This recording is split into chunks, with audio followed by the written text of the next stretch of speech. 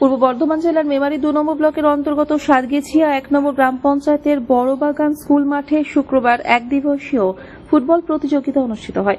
বড়বাগান বিটিডিএস ক্লাবের ব্যবস্থাপনায় খেলাটি অনুষ্ঠিত হয়। খেলায় 16টি দল অংশগ্রহণ করে। চূড়ান্ত পর্বের খেলায় মুখোমুখি হয় কেডিএম একাদশ ও বড়বাগান বিটিডিএস একাদশ।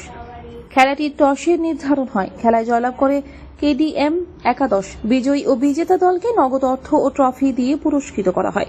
মাঠে উপস্থিত ছিলেন ক্লাবের সভাপতি সাগেন হাসদা সহ বিশিষ্ট ব্যক্তিবর্গ।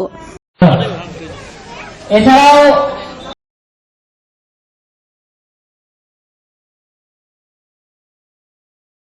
আজকে আমাদের এখানে একদিনের ফুটবল প্রতিযোগিতা ছিল। কাদের পক্ষ থেকে হলো ফুটবল প্রতিযোগিতা? এই খেলাটা আমরা সাতগেছিয়া বড়বাগান ট্রাইবেল ওয়েলফেয়ার সোসাইটির পক্ষ থেকে চালালাম।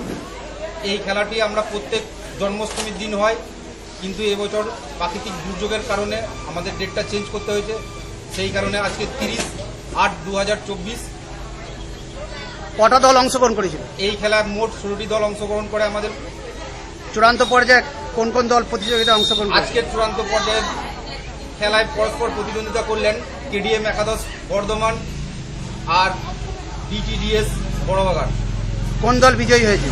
বিজয়ী হয়েছেন কেডিএম একাদশ বর্ধমান। বিজয়ী দল এবং রানার্স দলকে সম্মান স্বরূপ কি প্রদান করলেন?